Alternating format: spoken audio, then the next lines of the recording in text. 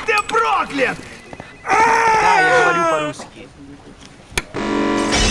Есть, техники на снегоходах.